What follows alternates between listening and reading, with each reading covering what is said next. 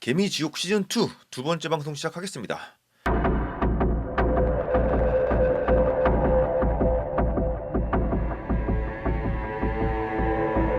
개미지옥 종목이 너무나도 많습니다. 다 찾을 수가 없을 정도로 폭락한 종목들이 너무나도 많고, 또 종목마다 다 이유가 다 있습니다.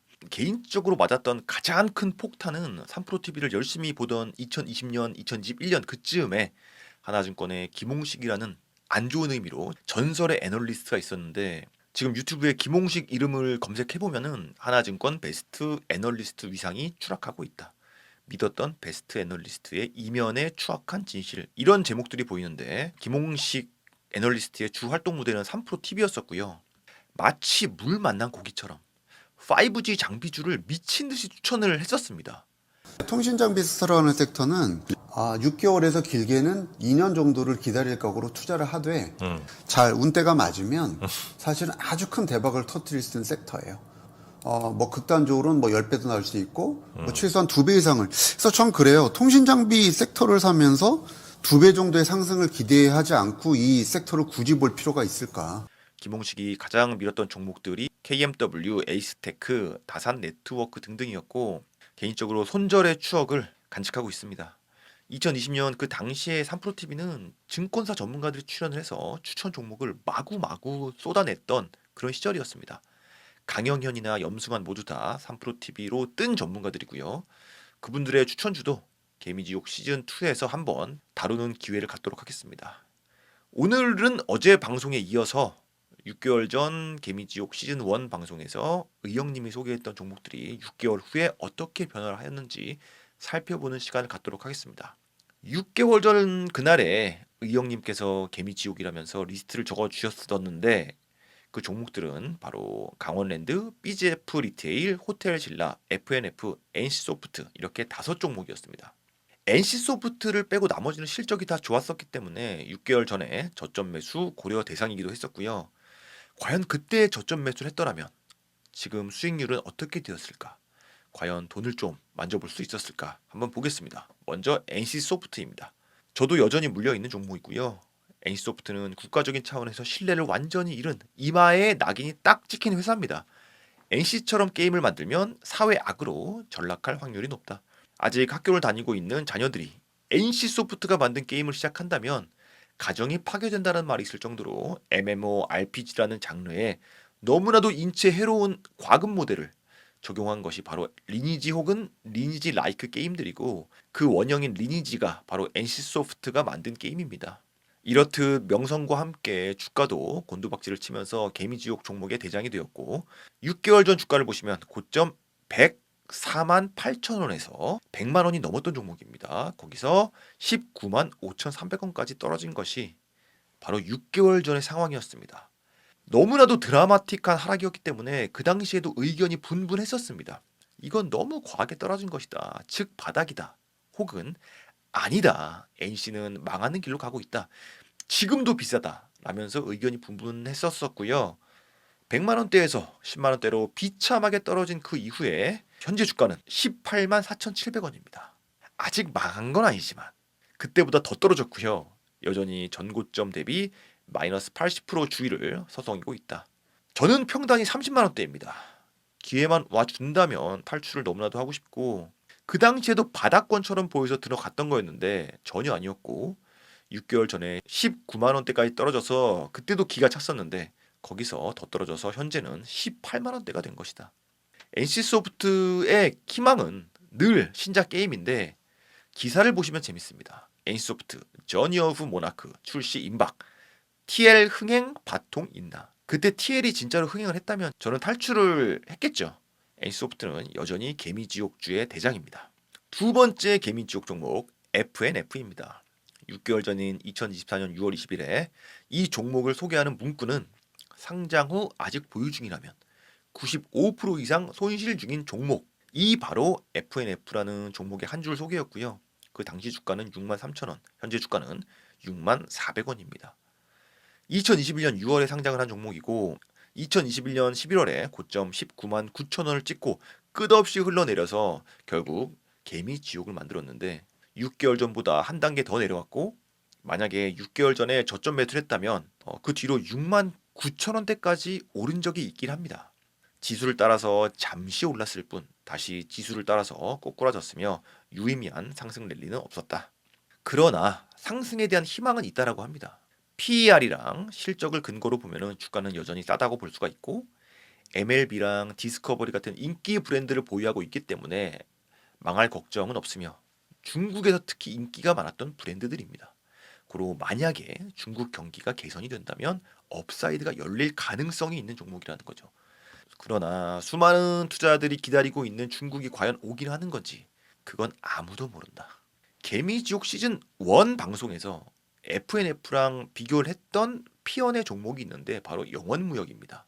FNF를 저점 매수하려고 고민을 하다가 발견한 종목인데 영원무역이 실적도 더 좋고 PER은 더 낮았었고 배당은 오히려 더 높았기 때문에 모든 면에서 더 나아 보이는 종목이 영원무역이었고 그래서 영원무역이 더 좋아 보인다라고 방송에서 말했습니다.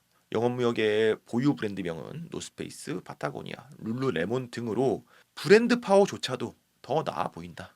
영원무역의 주가를 보시면 6개월 전에는 33,000원이었고 현재 주가는 45,550원입니다. 역시 영원무역이 더 나은 선택이었습니다.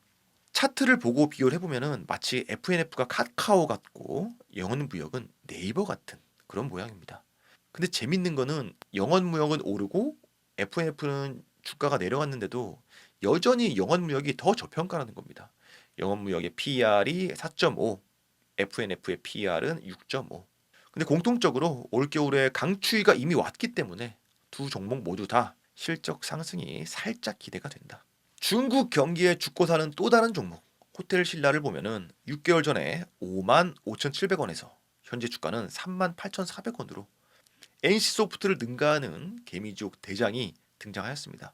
6개월 전이 오히려 양반이었고 그 뒤로 본격적으로 6개월 내내 완전히 무너져 내렸습니다. 오빠인 이재용의 삼성전자도 개미지옥, 여동생인 이부진의 호텔신라도 개미지옥. 호텔신라에 무슨 일이 있었길래 주가가 이 모양이 된 것일까?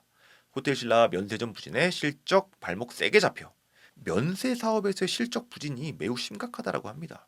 결국 호텔신라는 2022년 적자, 2023년 흑자 전환, 그리고 2024년에 다시 적자 전환 예정이다 보니까 상황은 대단히 어려워 보인다. 사실 중국 관광객에 의존하는 정도가 높은 기업들은 비슷한 처지일 수밖에 없습니다.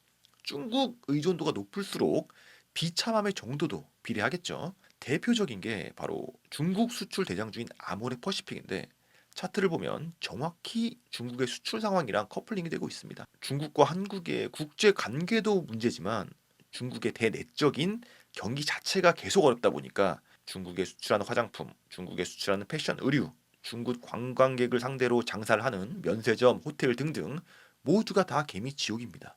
중국의 경기 부양 소식은 올해 초에도 나오고 있긴 한데 늘 기대감만 있고 정작 변화는 없다 보니까 삼성전자의 HBM 납품 임박 뉴스 마냥 양치기 소년이 돼버린 상황입니다. 중국은 여전히 어렵다. 그 다음은 편의점 CU로 더 친숙한 쿠팡빨 온라인 쇼핑에 힘겹게 맞서고 있는 오프라인 유통업의 BGF 리테일입니다. BGF 리테일은 6개월 전 109,700원에서 현재 102,800원입니다. 조금 내려가긴 했지만 큰 변화는 없고요. 특별한 재료가 없다 보니까 그냥 지수가 오를 때 같이 오르다가 지수가 떨어지면 무너지는 그림이고 편의점에서 타 브랜드랑 콜라보한 신박한 제품도 많이 팔고 파격적인 기획도 계속 나오고는 있는데 실적에는 큰 변화가 없습니다. 개미지옥에서 탈출할 틈은 전혀 보이지 않고요. 그나마 내수 경기가 살아나서 다 같이 살아나는 게 유일한 희망이라고 생각을 합니다. 그나마 다른 유통 피어들이랑 비교를 해보면은 BGF 리테일만 유일하게 ROE가 플러스를 기록하고 있습니다. GS 리테일 주가도 사정은 크게 다르지 않다. 쿠팡빨 유통혁명을 초월하는 편의점의 대혁명이 일어나지 않는 한 편의점의 실적은 기대가 되지 않는다. 위에서 언급했던 종목과는 조금 다른 좀 특이한 종목입니다. 돈은 잘 버는데 규제라는 불가항력적인 벽에 의해서 전혀 못 나가는 종목이 있는데 최근 15년 사이 최저가 수준 보유 중인 사람은 모두 다 손실 중이라고 봐도 무방한 강원랜드입니다.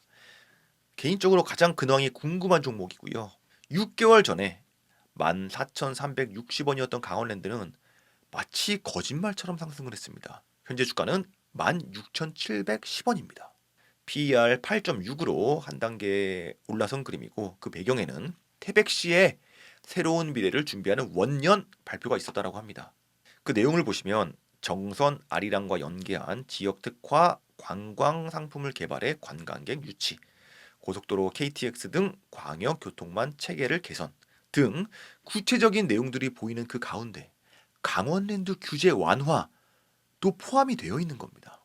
지방 소멸을 막기 위한 방안으로서 개인적으로 정선 아리랑도 좋지만 강원랜드의 업그레이드가 실질적인 방안이 될 수 있지 않겠나.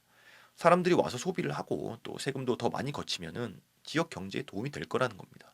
일단 지역에 돈이 모여야 사람들이 안 떠나기 때문에 실제로 강원랜드 환경이 마카오까지는 아니더라도 필리핀 탑티어 호텔급 정도로 쾌적하게만 변해도 주가 측면에서 효과가 있을 거라고 생각을 합니다.